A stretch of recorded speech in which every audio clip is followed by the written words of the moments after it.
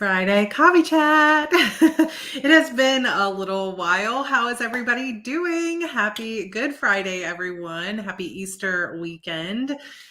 It has been quite a time in our lives. I know it has been a few weeks, so thank you all for giving me a little bit of rest and downtime. Some of it was unintentional and some of it was intentionally very much needed. But happy Friday. Hi, everybody. I really, really miss you guys. If you are a Heart Breathings fan, I literally just posted that video over there as well. I just updated this computer.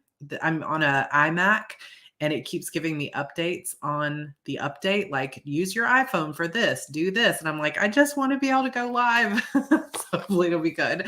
So hi everybody. So if you're in the Heart Breathings community, the Writer Reset workbook is now up on the HB resource library, and there's a full hour-long video. My video I just posted is 51 minutes because I wanted to go over the Writer Reset and I wanted to do the Heart Breathings Writing Notebook Challenge, or the Heart Breathings Notebooks Challenge. So long videos, you've got plenty of content here. So hopefully we won't have a low crowd here today just from everybody watching that. But either way, I'm glad that you're here. I hope that you've had a good few weeks without me. And yes, new workbook, lots of fun stuff. It's a lot of journaling and then kind of putting together your plan for what you want to do to reset. So we're going to talk about that a little bit more today. And we are also going to talk about social media a little bit. And now I can't even remember what I put as the top topics, but we're going to talk about social media and we're going to talk about thinking outside the box. And I would love some of your feedback here as readers. And I know we have a lot of writers here as well. So this will be kind of fun to chat about. But in terms of what I have been up to, I have mentioned this multiple times, but Q4 was super, super busy. And I think that I put more on my plate than I intended for Q4. And then for Q1, I knew I was putting a lot on my plate, but I did that just specifically to give myself space for the rest of the year to hunker down on my writing, because I have not only missed my writing, which I miss like crazy, but I also have missed the writing community. And in that, I mean, I'm in the writing community, obviously, for Heart Breathings, but many of you have only found me after post Heart Breathing. Thank you, Kelly. But many of you knew me before that. So once we had just a Facebook group and there was no YouTube channel, there was some Instagram activity, but it was mostly just me posting pictures of Andrew and stuff like that. But it was, it was a different kind of smaller community. We had just the Facebook group and the Facebook page, and I talked about my books a lot. But then as I grew to move over to Heart Breathings YouTube, I talked more about the writing process, and I didn't want that channel to be about my books. I wanted that channel to be about service to other authors, which has been great. And I am so glad that I have done that. And that has been one of the greatest gifts of my life, is that community too.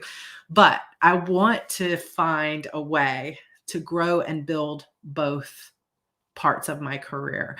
And it is challenging because it takes two kind of different focuses. So on one hand, there is a lot that overlaps between me talking to writers and me talking to readers, because writers are readers too. And like, I know many of you that are here on Fridays read my books, but you also are writers, right? So that is absolutely true. However, a lot of times when I'm talking about the process of writing and all of that kind of stuff, a lot of people, or I miss out on talking so much about my books themselves. I don't know how else to explain it, but just to say that I want to get back to more of that. It is kind of like two full-time jobs, or like George said, it's kind of like you have a full-time job and then you're a writer on the side. And that has been what it has been for the last several years. But of course, the first, I don't know, 9 years of my writing career, I was just a writer and that was all I was. And now I'm more like a full-time job as a course creator and a writing coach. And then I'm also a writer on the side, which is fine too. But the question is, can I build both careers up to the point that I want them to be and be fully invested in both at the same time and still take care of my family?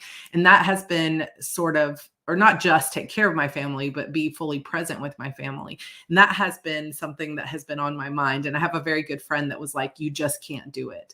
And I respect her opinion a lot. And so that has been on my mind, like maybe I can't do it fully, but I want to be able to do it.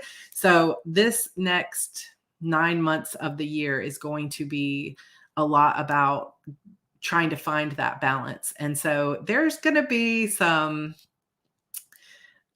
mistakes made, and I understand that I will probably not, like, I'll say I'm going to do something and not be able to fully follow through because I didn't realize how much my attention was being split. And yeah, so this is pretty wise. It depends what you consider fully, and it depends what you consider successful, right? I consider myself successful with both careers now, but I want more, right? So I want a higher level of success in both. And I feel like I can, but I can't have higher success in my writing career if I'm not writing. So that has been a hard fact to face, but I miss it. And I've talked about this on my Heart Breathings channel some, but the ideas tend to flow when it comes to my writing and what's happening with Harper or what's happening with these characters when I have more downtime or more bored time or more gaming time or just things that I'm not already trying to solve problems in my head. Is one of the kind of best ways I can think of it. It's like if we only have so much problem solving space in our brains, and I'm dedicating the majority of my problem solving space to helping writers, answering emails, trying to figure out what next video is going to be, all of those kind of things. If I am spending all of my decision-making time around that, I have zero space in my brain to start ruminating or making decisions about what does Harper do or what does Parrish do next or whatever. And so I have to find a way to cultivate that brain space time while not losing momentum in the rest of my career. So this part of this is, I think, very wise to delegate, automate, prioritize. So that is true. And I think part of what gets difficult for me as my particular personality, I'm a 3 Enneagram. And if you know me at all, I have a really hard time delegating things that I feel like are important to me. So one of the suggestions that has been made to me is stop teaching Publish and Thrive and just let one of my students who's successful do all the Q&As. And I kind of gasp at that because, like, I know there are course creators that are very successful that just will train other people to, like, some people are like, let someone else do the HB90 kickoff call, let somebody else do that. But it's like that is my thing, and it's like, that's the thing I love about it, is the inspiration and the connection and that kind of thing. Becca Syme describes intellection as train tracks. Well, intellection is really low for me, so I'm not sure how that fits in for me. That's pretty low. But yeah, it's like that idea of giving over those kind of things, I just don't know that I can do. So I'm really just not sure exactly how it's going to look moving forward. But that has been something that's been on my mind quite a bit lately, is how do I get back to it? And part of the challenge with the Sarra Cannon side of things is also, I have not been as active. Like, I'm active here every Friday, but there's a lot of people that are here because of Heart Breathings and not necessarily because of my books. But I think most people who show up here on Friday have also been part of the Witch's Key and that kind of thing too. So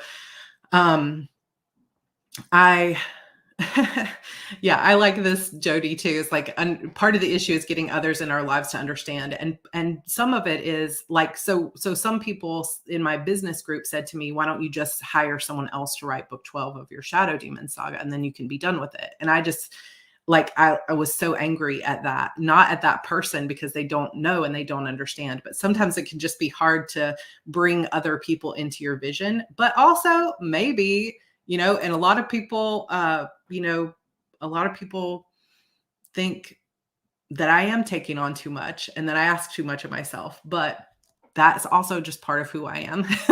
I want to find a way to do it. Yeah, sacrilege, exactly. For me, that was just it was offensive. But not I wasn't angry at them because it's a valid suggestion. Some people would find that a great suggestion, and many authors have done that in the past, but it was not the right suggestion for me. But it's like, if it's not the suggestion for me, then I need to be writing that book. But I can't do it from, somebody said, give yourself grace, right? And so I can't do it from a place of like forcing myself to do it. I have to do it from a place of joy. And so that's where we get back to writer reset. So this is kind of the part of the fun thing is, when you're building a new business, for anybody who is here, who is an entrepreneur or who has built their own business or is an author, hey, Timoana's here. I have so much I want to talk to you about. So I'm going to be reaching out to you privately. If for anybody here who's built their own business, you know that like the beginnings of building a business is the bootstrap phase. It's the hardest part of getting it going, building the subscribers, getting the courses created, all of that stuff. And I have done that with Heart Breathing. So what I have given myself now is a chance to kind of let that go on with its own track, build momentum through the help that I have from Angela and Renee and, Jenna and everybody who's here that's part of the Heart Breathing's writing community admin sprints, and let that kind of build up on its own and get support over there. I'm probably going to hire another person. And then I've got the chance to reset my writing. And this is, for all of you that understand the joy of the dragonfly, for me, that was a moment in 2015, 2016. I always forget which year it was exactly, but somewhere, I don't know, 7 or so years ago, I had this encounter with the dragonfly that was a reminder that it's kind of like a shake yourself a little bit and say, you know what? This is about joy too. It's about creation. And every time I have followed my excitement for story, my passion for story, it has been successful, even if it wasn't the thing I was supposed to be writing. So a few examples of this is, one, Sacrifice Me. So is there anybody, I'm pretty sure Timoana has been around a lot longer than that, but is there anybody else here who was around when Sacrifice Me was being first released, like the very first season? Also, Harley, I saw your name here. I have a book going out to you. I'm signing it today. So I'm sorry that it's been so long, but I'm sending out to you and to Katie. They're going out. I've already got it all like set up over here. So just to let you know, since you're here. So what year was Sacrifice Me? 2014, I believe. Rachel, yes. Okay. JD, definitely here. Rachel was here. Diane was here. So several of you have been around for that long. That's almost 10 years. So I love you guys. You're my favorites. I love everyone, but just like for those of you that have been around for so long, it means a lot to me. So Sacrifice Me was, it was not really what I was supposed to be writing at the time. I had already finished the first main story arc of 6 books of the Shadow Demon saga. And I probably was supposed to be writing the next book in the Eternal Sorrow series, probably. But I had this idea and it just grabbed hold of me. And I was like, oh my gosh, I'm going to write this. And it poured out of me. It flowed out of me. I loved it. Then another time when I was like really inspired and wanted to do something was The Witch's Key. And I know many of you were around, so let me know in the comments if you were a part of that, which now, you guys, that started in March of 2020. So it has now been 3 years since that book was being read, which is just really hard to believe. That 3 years have passed by so fast. It feels like the blink of an eye. I cannot believe how much Evie has grown. It's just crazy. So many of you were here for the Witch's Key, and that was such a success in terms of the community.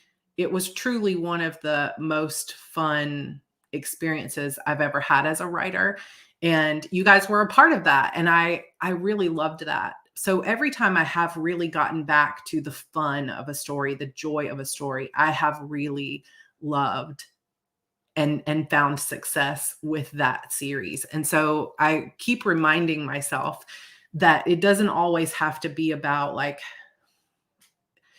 where I've failed, what I've messed up on the past, that kind of thing. But I definitely find that I hold myself back from posting in the Coven. I hold myself back from posting on my Sarra Cannon Instagram or from posting or sending out newsletters because I'm scared that if I send out a newsletter about anything, that all I'm going to get back is people who are asking, where's book 12 and why haven't you written it, or being angry about it. And because I have that fear of truly justified criticism, and some of it isn't even criticism, it's just a question, right? That I just am like, I don't know. I sort of hold myself back, kind of like I'm scared to talk about it. And so I've kind of, as I've been moving into Q2 and my goals for this writer reset, I have really been thinking about that. So I'm going to be making a video coming up. Long live the Witch's Key. I love it. Jennifer. I'm going to be making a video coming up that's basically going to be for my whole writing community, my whole Sarra Cannon community. That's basically like, I'm back and I'm going to be posting more often. And there's going to be kind of a revival of my my Instagram, my Coven group. So I'm going to be reaching out to all of you, Kelly and Timoana and everybody that's an admin there, about some plans for that. And if you have interest in helping out with that, if you're a big fan of the books and you want to help out with the Coven or social media in some way, let me know. You can just email me, sarah@sarracannon.com. And I'm going to be doing some more stuff because I have decided that was it Deb's just a minute ago said writing begets writing. The more you avoid something, and this goes for everything in our lives, not just the writing, not just for, it goes for everything.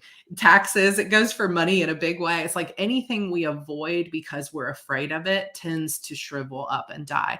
And speaking of Becca Syme, I was just talking to her last week, and she said, that fire needs fuel to burn. And this might be something you've heard her say before, but she's pretty brilliant. And she said, fire needs fuel to burn.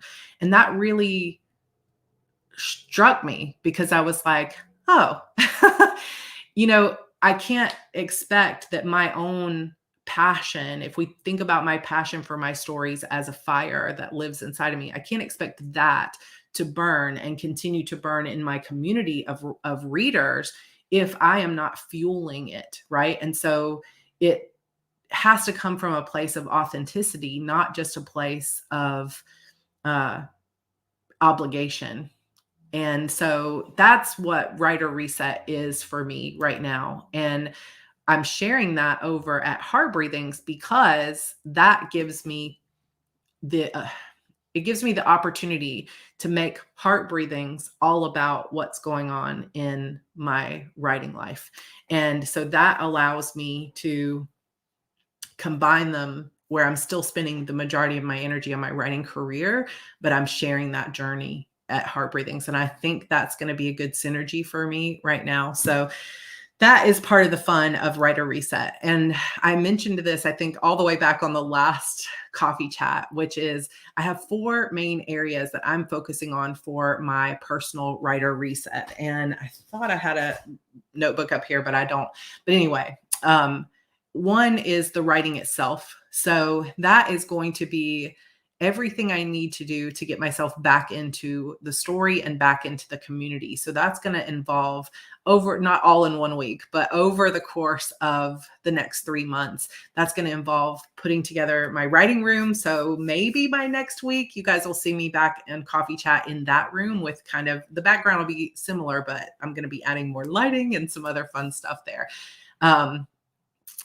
So it'll be the room, it'll be the tools that I use, just kind of getting back into the tools. So I have like this little plotting book that I made that has reminders of all the main plot points, like the hook and the disturbance and the pinch points and the midpoint and all those kind of things. And so I love to keep this around when I'm working on plot because it reminds me of what smarter writers than myself have said before. And I like reading back through their words. And then I also have this notebook that was gifted to me by a fan that I am going to be making notes about all the writing craft books, because when I think back to when my writing was most passionate, I was so invested in learning about how to be a better writer. And over the past couple of years, I've been more invested in trying to teach people not how to necessarily be better writers, but just how to like manage your time, or, that focus has been more on teaching or service than it has been on learning as much as I used to. So I have an entire row over here. You can't see it, but I'll share it with you later, of I think 12 different craft books. Some of them I have never read before, and some of them I read when I was just getting started as a writer that I know I'll get a lot more out of at this point. Hi, Jamie. Welcome. Happy to see you too. I am so excited because I'm going to be making it a part of my daily plan to be reading books on writing. And I know that that is going to be something that helps to spark my creative juices again. And another thing, Story Genius is on there. Jennifer, I actually have 3 Lisa Kron books over there. Or is it Kron? I always say Kron, but I don't know if that's right. So Wired for Story, let's see, Story Genius. And then what's the other one?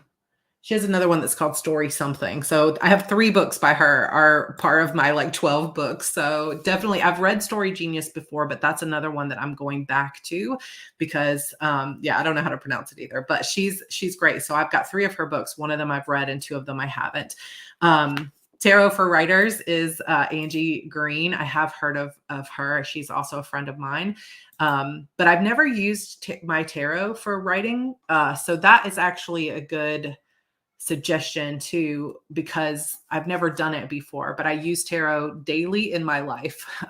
So maybe it would help, and I'm definitely looking forward to it. So I'm open. If anybody here has like craft books that you have loved before, let me know, throw it at me. Let me know your favorites, because I'm picking up anything. Story Structure by James Scott Bell is one of my favorite. His Write Your Story from the Middle, or his Superstructure one, is so good. So any others? Screenwriting is Rewriting, Jack Epps. That one I do not have. So I'm writing it down because I'm taking notes. Nancy Kress's character books. I think that, oh no, my pen isn't writing. Catastrophe. It's like water everywhere and not a drop to drink. Pens literally everywhere and nothing to write with. All right, let's see. Jack Epps. Screenwriting is Rewriting. Okay, I'm going to make notes. It's too bad Renee has the day off, so she's not here to take notes for me. So I will also be, Jessica already noticed this, hosting the 9 to 11 time slot, PM Eastern time slot at the virtual writing retreat coming up. Not this weekend, but next weekend. Is it next weekend? What is today? Or the weekend after? It's the weekend after. So I am very excited for that. And sadly, our beloved Rhiannon is not running sprints anymore. And she had a lot of the evening time slots. And I think now Tracy is doing some of the evening ones, but I might start popping in and doing a night owl sprint once a week. So I will let you know. I will let you know. Emotional Craft of Fiction. I do have several Donald Moss books, but I don't think I have that one. I have the Fire in Fiction. I'm going to look and see. It's possible I have that one and just haven't read it before, but I've got like a list of several here. So keep them coming. I do love How to Write a Damn Good Mystery. He also has How to Write a Damn Good Thriller, which is really good. The Plot Whisperer by Martha Alderson. Okay. I love it. Thank you guys. We also, just since we're throwing out writing resources in the Discord server, somebody had asked, are there any, let's see where it was. So Ash Cole had said, when creating a new world, do you have any tips on how to create history and lore? So I do have some tips on that and an entire like workbook on that in the Heart Breathing's writing resource library that is part of how to write a series. There's one section that's about how to write world building or how to do your world building. So check that out if you haven't seen it before. But Elizabeth also said, could you recommend anywhere for world building? And what I would highly recommend to you, if you want to support an amazing author who is super, super talented, Leslie Penelope has a course that she's just put together about world building, and she is a master at it. She has an amazing world for her trilogy books and some of the other stuff that she's written. She's just incredible. So if you want to Google her, I don't have a link or anything, but if you just look up Leslie Penelope, I think it's Leslye Penelope, or just L Penelope, you'll see a tab on her website that says something like for courses or world building or something like that. I highly recommend it. She does two versions, one that's just a self-paced and then one that's self-paced with live streams that you can come talk to her. So I'm thinking about taking it myself. She's incredible. Also, my friend Ines Johnson has a new podcast called Ines Johnson is Having a Breakdown. And it is super, super fun because she is breaking down stories similar. Like if you've ever been on one of my like Netflix teleparties and I'm like stopping it and saying, here's the act one climax, stuff like that. She's doing some of those breakdowns, but she's also breaking down just in bite-sized chunks, different pieces of story structure. I think her latest one is about the 12 bases of intimacy, like first base, second base. And I was like, there's 12. Definitely go check it out. She's a romance writer. She always says, my name is Ines Johnson and I write kissing books. I just love her. She's one of my great friends. And so definitely check her out. She has a free podcast, but she also has a course called Page Turner Pacing that is all about how to pace your novel. So a little bit of writing resources there, but I will be hopefully filling this notebook up with ideas from those books. So thank you for sharing those with me as well. I did not know that James Scott Bell did a great courses on that. Oh, the book, How to Write Great Fiction. I think his is, I have that one. I think his is the one on story structure, right? Okay. So the name of the podcast is technically, I think it's called The Breakdown, but you can search for Ines Johnson is Having a Breakdown, or you can look for Ines Johnson, The Breakdown. I think it's technically kind of both. I know, I'm like 12 bases. I didn't know there's 12. It's such a good podcast and it's short. So if you want to listen to a bunch of them, or you can just get like, 10 10-minute chunks or whatever. I have not picked up K.M. Weiland's newest book, but in terms of people that have moved my writing along the farthest, K.M. Weiland is amazing. Where I find that plotting books and people who do, like Jessica Brody, who wrote Save the Cat Writes a Novel, she's doing a webinar coming up. If you want to check her out, that is going to be, I think, a 3-part webinar on Save the Cat and how you apply it to books and movies.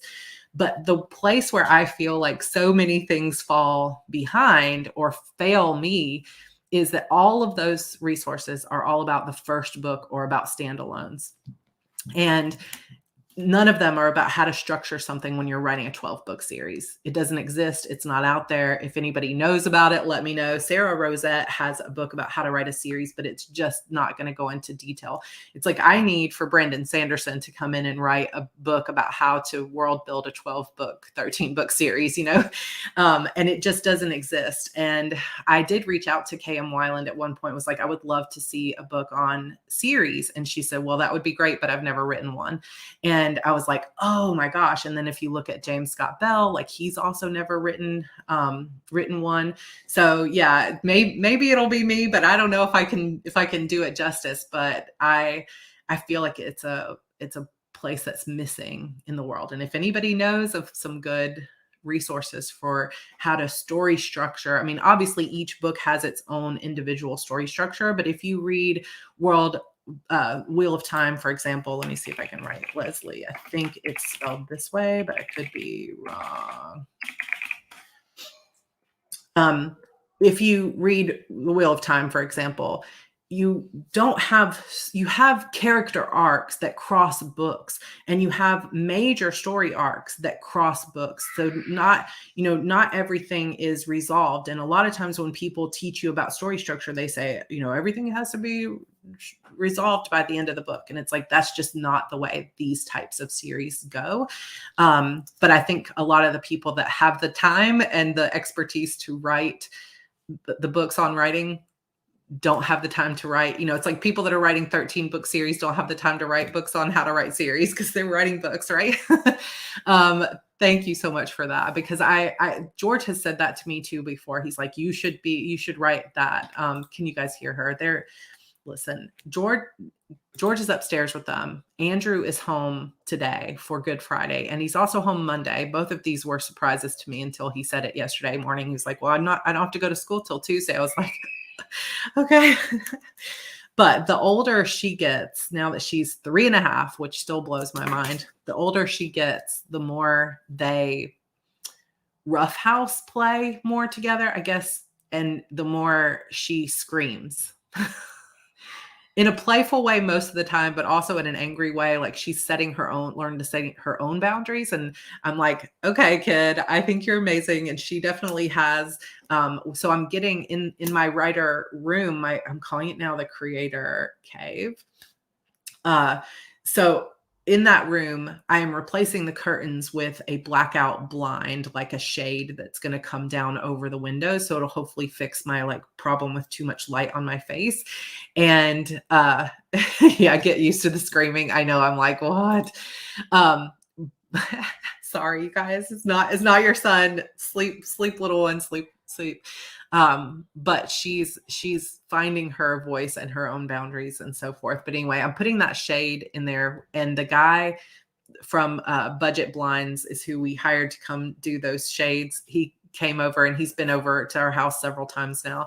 And this was just day before yesterday. And he was like, how old is she? Because she looks like she's 3, but she talks like she's 9 because she's just so well spoken. And she even came up to me today with a piece of Play-Doh, because we've been getting her these sensory boxes from Young, Wild, and Friedman. They have like a monthly subscription, and it's so cool. It's expensive, to be honest, but it is worth it because she spends 30 minutes to an hour every single morning with me playing with those little sensory boxes. But anyway, this month's box is called Fiesta. And so it has stuff for tacos, and it has maracas in it and all these other things. And yeah, when she was like charcuterie, well, she came up to me today with a piece of Play-Doh that she had flattened down. She goes, here, mommy, put this on your face. It will really improve your texture. I was like, well, where did she ever hear about texture of your skin? I don't know. She has her own mind about things. I guess she's listening to me in time, when I don't think that she is, or something. I don't know, but she is super fun. Jenna, I'm not not looking forward to that. Okay. So there was a book suggested. So how to write a successful series, writing strategies for authors. So I will definitely check that out. Helen, sure. I don't know if I can spell that. Okay. This pen is not cooperating. All right. So anyway, that is some of my writer reset sort of plans. There's more to it, but that's kind of the writing part. I also, I am going to be, I think, mostly writing on my MacBook that I got a couple of years ago, and I redid the cover of it. So I did put some of my old stickers on here, but I have this one that is from Ghost in the Shell, and then I think I have some of your stickers on here because I always use them, Jennifer. But then I have Until Dawn. And then this is from Game of Thrones, Just Right. And then I've got some little Hello Kitty with a little knife there, which I felt was good for a murder mystery.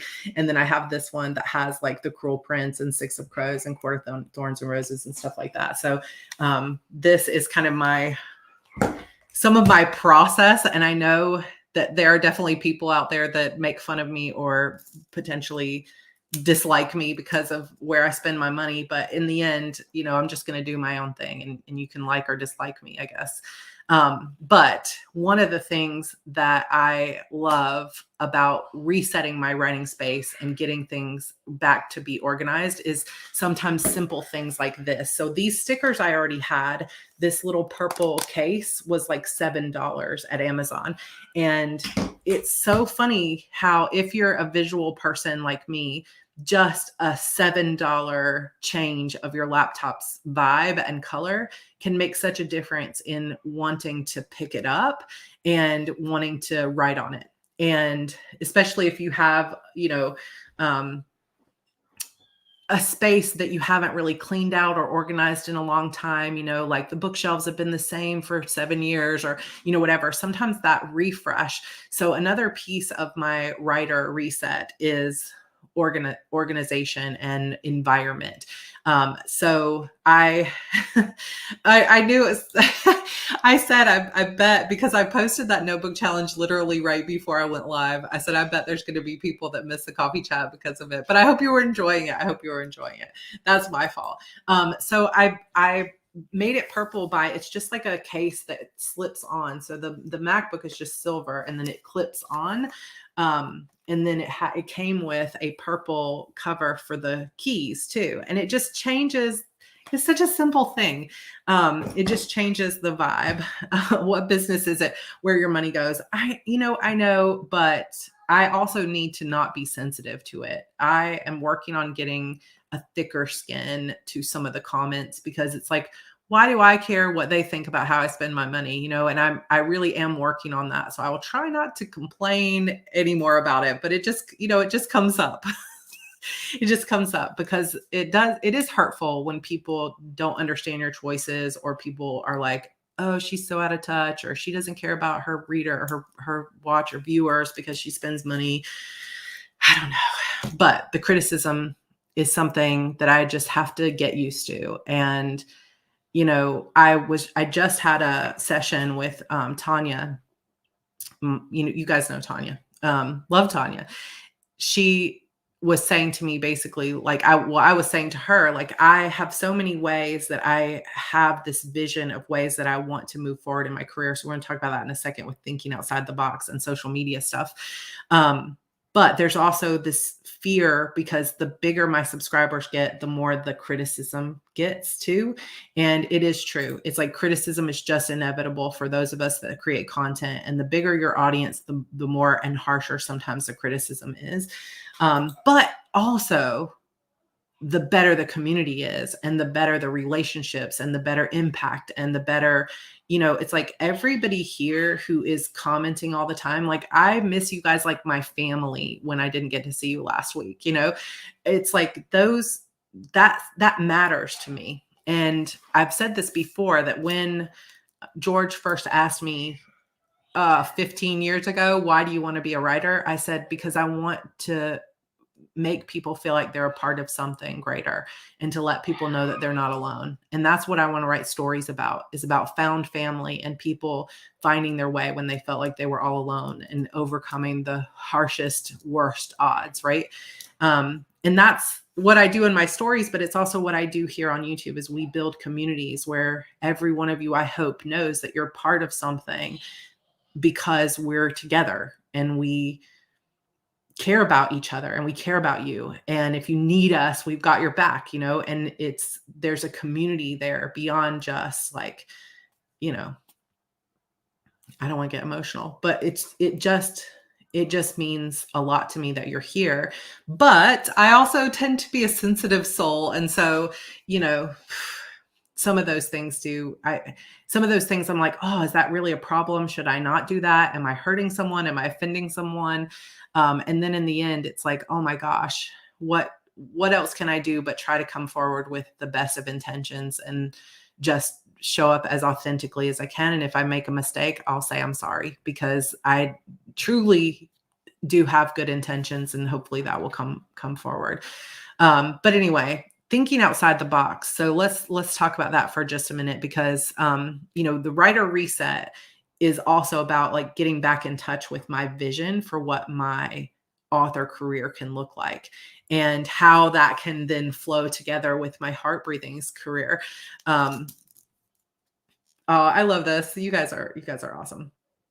So, oh, the hardest days of my life have been, I found out somebody hated me and there wasn't anything I could do about it. I love you, Jennifer. I think you're super talented and awesome. But it is true. It's like, we can't be beloved by everyone. And sometimes people will hate you just for putting yourself out there, or for misunderstandings. And there's no way you can convince them of otherwise. And it is hard.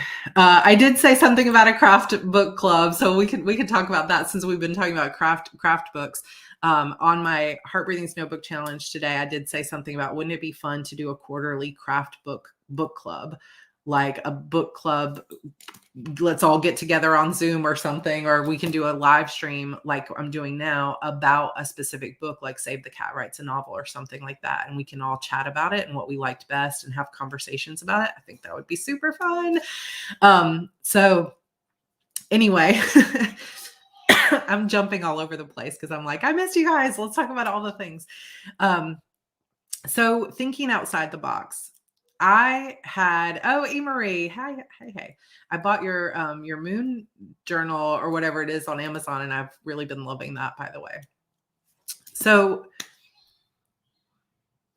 thinking outside the box. When I first started thinking about publishing my own books, I didn't notice at all that, or I didn't think at all that I could get any other traction besides TradPub back in the day. Like when I first started writing 2007 or so, I had no idea that there was going to be another path for me. I thought, I'm going to have to get an agent. I need to get an editor. And then, one of the big publishers hopefully will choose me. And then hopefully it will do well enough that I can keep publishing. And that was the dream. And then when I started noticing, who is this Amanda Hawking person, and why are their books 99 cents, and how can I get an e-reader, and what is this whole thing about indie publishing, I started seeing something outside the box. Thank you, Janine, for that. Intuitive writing. I'm going to write that down too. Wrong title. Post what you mean, and I'll be sure to write it down. But I thought, what if I didn't worry about getting into a bookstore? What would that feel like? What would that look like if I just said, I don't care about being a New York Times bestseller? Because to me, that was what success was. Like, you have to get into bookstores, you get a New York Times bestseller, you have a book signing. And that was what success looked like to me in terms of a vision. Intuitive editing. Thank you. So sometimes when we come across an opportunity to think outside the box, it can be a little bit scary, because there might not be a path already forged.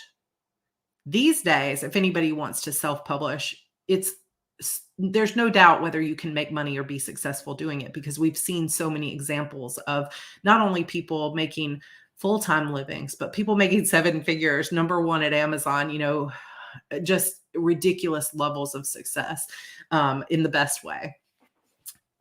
So we know it's been proven, but back in 2010, it was not proven. It was frowned upon. It was almost spat on, if you want to think about like how other writers treated me for making this terrible mistake, whatever. But I was able to think outside the box and start thinking in the future of, but what if I didn't have to wait for someone to prove this story, was good enough. And instead I just said, here it is, and see what the readers like. And obviously that turned into being an amazing one. Thank you, Janine. Amazing choice for me. But over the course of my career, as that path has gotten worn, right now, obviously there's a very clear path. If you follow Publish and Thrive, or you follow David Gauguin, or some of the other people that kind of teach you the ways, there's a standard path that you can take now to go from idea to starting to find success. However, there's a lot of challenges, just the way that TradPub had its challenges back in the day, where you had very little amount of people that could be chosen in any one genre, and you had to have what's currently selling, and they're thinking of a different type of business model.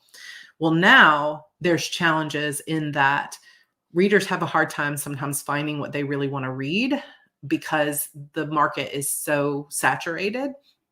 There's basically a lot of people that are publishing free and bargain books. In Kindle Unlimited, you can pretty much download as many books as you want to read a year for, $100. And it's a different landscape than it was. And sometimes I think that that has been part of what's held me back too, because part of the name of the game in indie publishing these days is how fast can you publish a trendy book.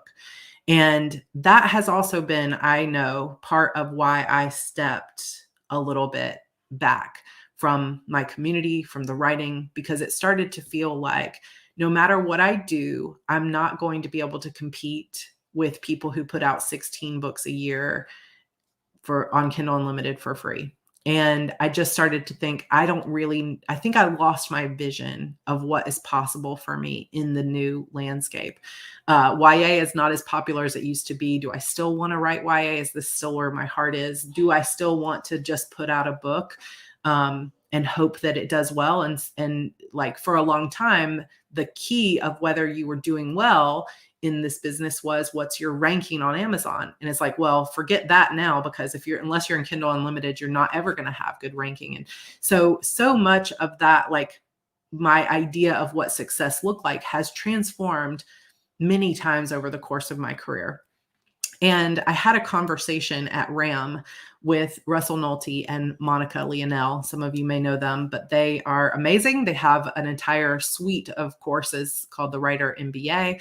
And they have a book about let's get your book start selling on Kickstarter. And started talking to them a little bit more about things like, yes, sadly, people write 12 and more books a year. And now that AI is starting to get going, I wonder how much that is going to increase as well for many people. But AI is not the conversation of today, but we can have a conversation on that if you'd like to at some point. They are incredible people. And Russell has become a really good friend of mine. And I have a lot of gratitude for him for sort of opening my eyes to a new possibility, because I started talking to him about like, what would it potentially look like now to not have to just launch my book on Amazon, but instead to do things like every book comes out similar to The Witch's Key, where it's free to read on my website or on Wattpad, or free to listen to me read it on YouTube. But then at the end of the book, like let's say that the book is finished, or I've been reading it for this period of time and it's getting close to being done. Maybe there's a Kickstarter for anybody who wants swag or signed hardcovers or special edition hardcovers, anybody who wants like Serbian t-shirts, or any other things like that. And then you could have that Kickstarter for the people who want that. Not everybody will, but there are a lot of people who really would. And then it becomes that same community feel that we had during The Witch's Key of, we're all together, we're experiencing the story together. Obviously, I love writing things that are cliffhangers. That's why you guys call them Sarah hangers. because that is my style of writing and I really love it. And so I could really lean into that and write for fun and read it kind of as a draft and then publish it on Kickstarter. And then once the Kickstarter was done, then I just launch it on like regular at Amazon, Apple, everywhere else. But that's kind of like that's like the last thing, right? So it started getting me thinking about thinking outside the box, like in-person events, more book signings, more community things, reading my books for free, getting my books into audio, large print editions, hardcover editions, just different things like that. And I think that it has gotten me, if I think about Writer Reset and I think about how much I love it, like the writing, I feel like it has reignited my spark. So I hope that you all would be with me on this, because I know that for me, it would be so much more about community, which is really just one of my true core values. And then it would be an opportunity for you could experience my books for free if that's all you wanted to do was to be there and be part of the community. But you could also get a Sarbanes mug or a t-shirt, or you could also come with me on, to a Sarra Con or whatever. And there's a lot that could be good about that. And I just kind of wanted to bring it out because I think that when yes, different book experiences, right? And Brandon Sanderson really did this, but there are a lot of authors who were doing it on smaller levels way before Brandon Sanderson started doing it. He's that, sometimes you got to have that catalyst of somebody who has a big platform and a big voice to kind of bring it to the surface. Like obviously The Witch's Key was there, and there were people doing serialized fiction long before Kindle even came out, right? Like people that were doing things on their blog and they were reading things on Audible and just all kinds of stuff. So these ideas have been around, and I'm grateful to Brandon because he's kind of forging a new path. And yeah, so Venom would be cool too, right? Some people are talking more about subscriptions, subscription-based stuff. There's more like Kindle Vella or Radish or other places that are coming up as well, that will allow readers to read things more serialized. And I don't know what that looks like for me yet, but it could be just a new way to start thinking outside the box. So I will keep you guys updated on what that might look like in the future, but I think it would be super, super fun. But my goal for Writer Reset right now is to write and finish The Disappearance of Vanessa Shaw, get this room settled and all of these other things. I'm going to be taking care of my health more. I'm like changing some of the ways that I'm eating, adding more movement and exercise, more writing and more walking and other things, more time outside with the family. So hopefully that's going to find a new sort of excitement for me, because I feel like, and this is 50 minutes to get to this point, that I feel like if we listen to our intuition and we listen to the things that light us up rather than the things, there's going to be things in our life that are obligations that we don't necessarily want to do, that don't spark passion in us. Like it doesn't spark passion in me to go get my oil changed in my car. Like there are responsibilities and things that we have to take care of. But I think that it is so important to also have something that lights you up. And this is not to put pressure on anybody that just doesn't feel like you're that kind of person. But from my perspective as an artist and a creator, I have always found that the more I lean into the things that make me happy and passionate, the more I create something that my audience connects to. And the more I create something magnetic for the people that want to be a part of those stories. And so that's what Writer Reset is for me. Social media, hopefully coming up, will be more about reconnecting with community. So if you're not following me over on Instagram, if you're not subscribed to this channel, come subscribe. There might be some more videos coming up here as well, just some behind the scenes kind of things.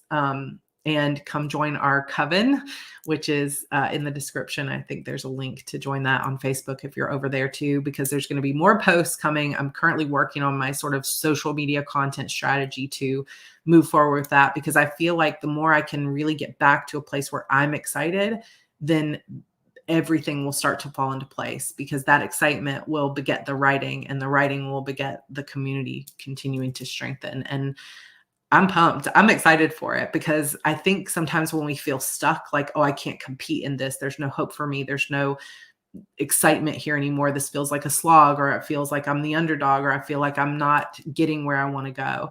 It can be super helpful sometimes to talk to people that can help you start to think outside the box. And instead of thinking, where am I, like, what do I have to do to compete here? Sometimes we think about, what can I do that's outside the box that, like, I wasn't expecting? Where can I see opportunities that I wasn't looking, and just sometimes opening your eyes to those possibilities. Sometimes it's big things like, let me completely leave my job and start something new. Sometimes it's little things like, you know what, let me change the way this room looks. But all of those changes can sometimes be inspiring. And I think that over the past 3 years that we have been, living in a COVID and post-COVID kind of, if you can say that, world, so much of our lives have gotten serious. I don't know how much you guys have felt that, but I think a lot of people are feeling collective anxiety, hopelessness, depression, disconnectedness, just feeling afraid of where things are going in the future for whatever reasons, afraid of polarization and just feeling like you're on the outs, or all of that, or feeling like you just aren't sure where your future is, or where you're supposed to be. And so my encouragement to you, if you've been feeling that, is maybe take a little bit of a break from some of the things that you're doing and start thinking about, if you just sit down and let your mind start to wander, even if it's a Pinterest board that kind of gets you going, or if it's a best friend that you can talk ideas about, and start questioning everything in your life of, is this bringing me joy? Is this something I can see wanting to move forward on? Is there a way that I could flip this on its head that would make it more exciting? I don't know if I've talked about this before, but it's just kind of here's a funny little example.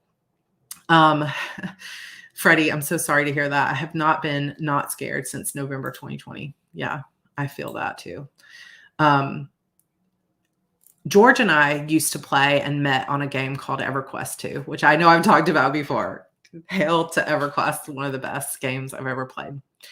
And we played lots of different servers, but at one point we went to, when I had moved in with him and I was writing some of my first books, we played on a PvP server.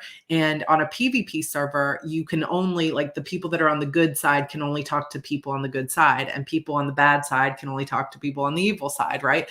And we had a guild that we were a part of, and I was the main tank. Like, I ran the raids and stuff like that, which was very much out of my comfort zone, by the way. I played a guardian, which is like the main tank, like smash and shield and board, board and sword thing.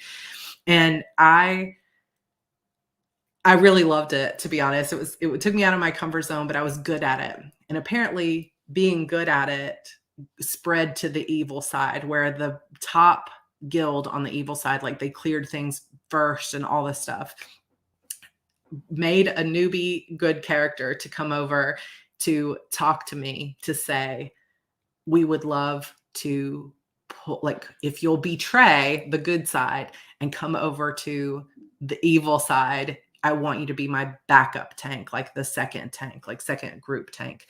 And it was like, oh my gosh. But there had been drama and other things, and there were reasons why we weren't loving that guild, and the game was starting to feel kind of like scary or boring, or more of an obligation to show up on Friday nights for the raids. And when they came and introduced this little idea. It was something I had not thought of at all. It wasn't even the realm of possibility. But when they were like, we would love to have you betray to the evil side, George and I'll never forget, we went out to dinner. We were like, oh my gosh, we have to go talk about this. And I sound like such a nerd, but we went out to go talk about it. And it was so, I will never forget. It's just such a little moment in our lives about a game. You know, who would think you would remember it? But the thing I remembered about it was how up to that point for the last few months, that game had felt like an obligation and a responsibility, and it had started to lose its fun because of the guild that we were in. And all it took was a whisper of something different and a whisper of something exciting and new, and a new path being introduced to reignite my love for that game. And it was so much fun. And yes, we pissed some people off because we left that guild. We betrayed. I mean, we had to go through the whole betrayal quest, and then it was like, oh my gosh, here we go. And it was so exhilarating and fun. And then it was fun to be a part of the lead guild out there and stuff. And we had a great time for years after that. And so I just want to remind you that even if sometimes you feel like you're stuck, or that something you used to love, you wish it was the way it used to be, or you feel like in your life or your career, you're not seeing the way forward in an exciting way. Sometimes all it takes is just reimagining it, a little bit of a hint, a little bit of, you know what, you don't have to do it that way. So speaking of Becca Syme, she always says, question the premise. And so I think this applies there, of like everything that has to do with the things that you used to be passionate about, or places where you feel like you've lost your way. See if there's a way that you can question whether it has to be this way, or is there another way I could do it that could spark something new for me. So, all right. It's been an hour. I know I've been chatting. I have a lot of great suggestions for books. So thank you for suggesting those to me. I really appreciate it. Let me know if any of you are interested in doing a live stream book club chat. Hopefully I'll be sharing more about my writer reset and all my tools that I'm using. And I'm just thankful that you all are still here, even after a few weeks of taking some time off. I am planning to be here every week now. I don't have anything coming up that would prevent me. So now that we're past the busy time, hopefully I'll start having some updates on how the book is going and everything else. And hopefully we'll get into that creator cave room for our coffee chats coming up soon. But I hope you all have a wonderful Easter weekend. I hope that if you're with family, you have a wonderful, lovely time. And I am sending you all so much love and gratitude. And I will hopefully see you in social media coming up as well. And if you want something else to do while you're sitting here on YouTube, head over to Heart Breathings to watch that video too. So, all right, you guys, super love you. And I will see you next week. Bye.